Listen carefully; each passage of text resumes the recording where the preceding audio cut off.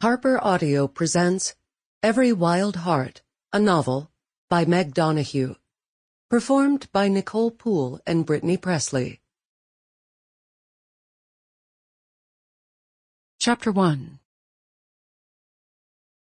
The first threat didn't rattle me.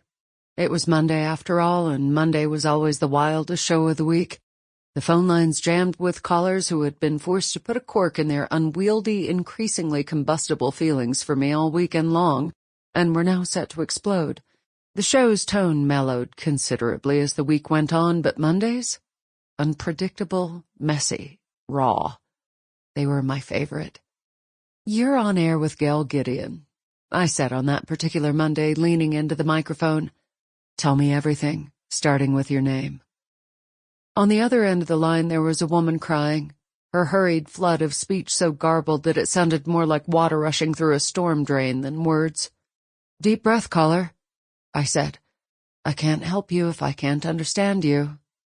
A note of annoyance escaped into my voice, but that was fine. I wasn't my listeners' mommy. They didn't call me to be coddled, and if they did, they quickly realized their mistake.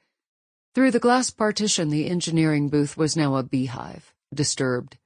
Simone, my producer, met my gaze and muttered something with bite to her assistant, Anne, who responded with a noticeable cringe. Anne was in charge of screening callers. Emotional callers made for a great show. Incoherent ones did not. Whoever this was on the line, she was Anne's mistake.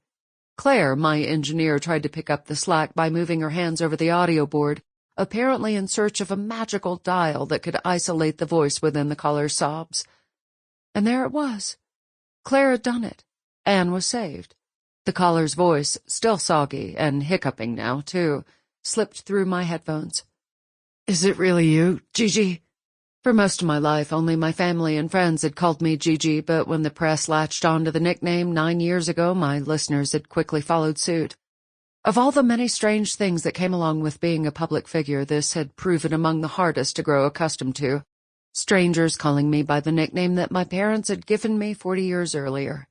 It was hard not to think of my father when this happened. I knew better than to wonder if he was listening. He had once told me that my show was not his cup of tea. "Yes, I'm right here," I said. "What's your name?" Abruptly, the caller's wet breathing quieted. "You ruined everything, Gigi," she hissed. I suddenly had the distinct impression that her anguish had been an act, her ticket to getting on air. Now her voice honed to a glinting dagger, and inside of me something leapt to life, sharpening in response. "And in return I'm going to ruin your fucking life." I cut the call. There was a 7-second delay, but even without it, I knew that Claire, who claimed to have the fastest fingers in radio, would have managed to mute the word fucking. Claire had a fair amount of experience with this sort of censorship. For every 100 generous, grateful listeners, there was one crazy woman, or man, they were often men, who hated me with an intensity that I knew could not possibly, at its core, have anything to do with me. I was just an attractive target, a successful single woman with a lot of opinions about the power of women, and a live radio show that welcomed call-ins.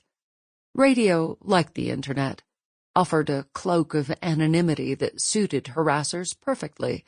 Add to that the dark hours of night during which I was on air, and the Gail Gideon Show had proven itself catnip for crazies.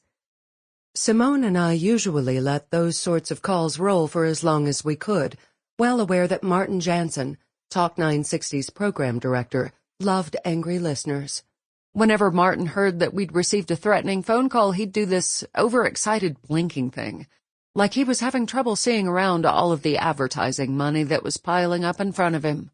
"Enraged is engaged," he liked to say. To Martin, those types of calls were simply proof that the millions of women who tuned into my show didn't think of me as a disembodied voice on the radio. I was someone familiar enough to hate. "You're not just the Gail Gideon," he'd tell me. "You're their Gail Gideon." He was right about one thing. Those calls were great entertainment. Often I'd spar with the caller, never losing the upper hand, and later my listeners would phone in, and email and tweet and post to Facebook to voice their support. The fervor of those callers didn't scare me. In fact, I'd say I thrived on it. Sample complete. Ready to continue?